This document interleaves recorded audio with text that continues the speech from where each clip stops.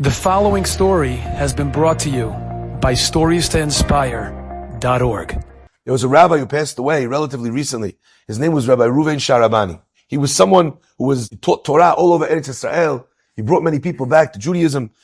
He was a very special person, but he lived a very difficult life. Holy man. Anyway, they asked him to come to speak at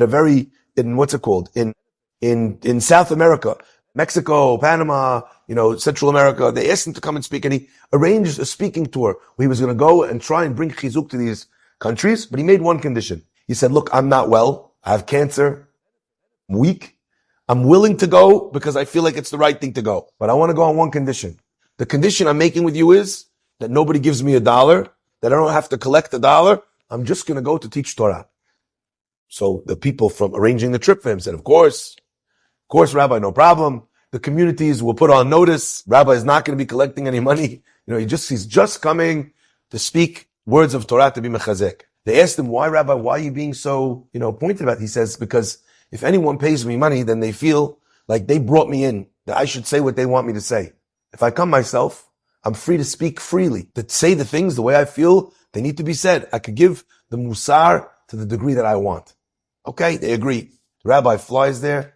Every class that he gives is packed. He's making a tremendous impact. Day 1, day 2, middle of the trip, he gets a phone call. Fellow calls him and he says, listen, Rabbi, I don't know what to do. Unfortunately, my daughter was diagnosed with a very, very rare disease. The doctor that saw her, he told us that there's only 15 children in the whole world that have this condition.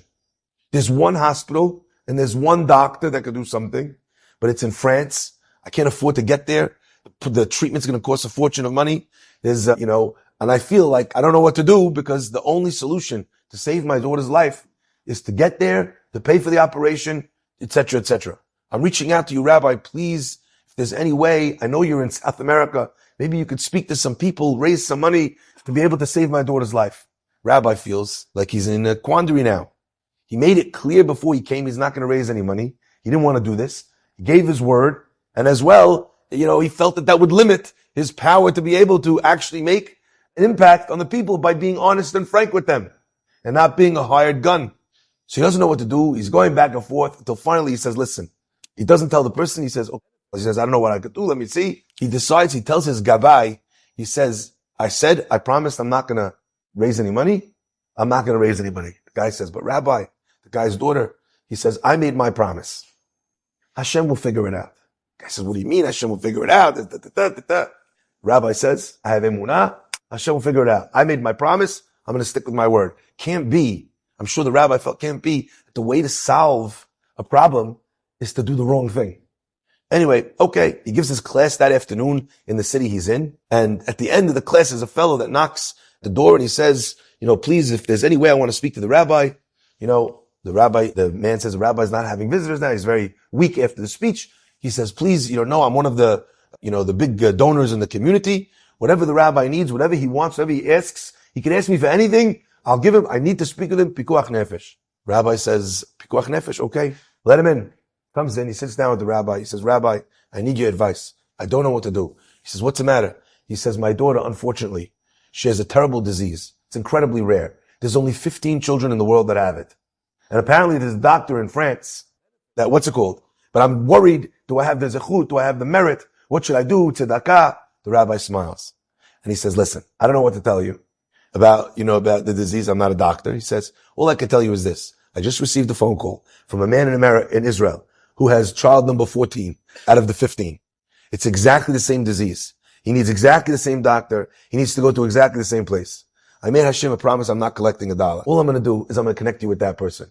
And I believe that HaKadosh Baruch Hu sent that phone call and right before you came to speak to me so that you would be able to have your answer. Each one of you would find your salvation in the other. One person here was in search of the money for the cure. And one person was in search for the zechut, for the cure that he had the money for to be able to work. And Hashem was mizamen otam lepundak echad. God made them come to one place. Sometimes a person has to realize that there's a reason why that person came to see you, or that person had a chance, or you got stuck in the elevator with that rabbi, or with that almanah, where she had a chance to be able to talk to you and touch your heart, and you were able to do something. But before you do something, be maskil el dal. Use your brains. Go to them. Understand them. Solve for their equation and their problem, and not what you think their problem is.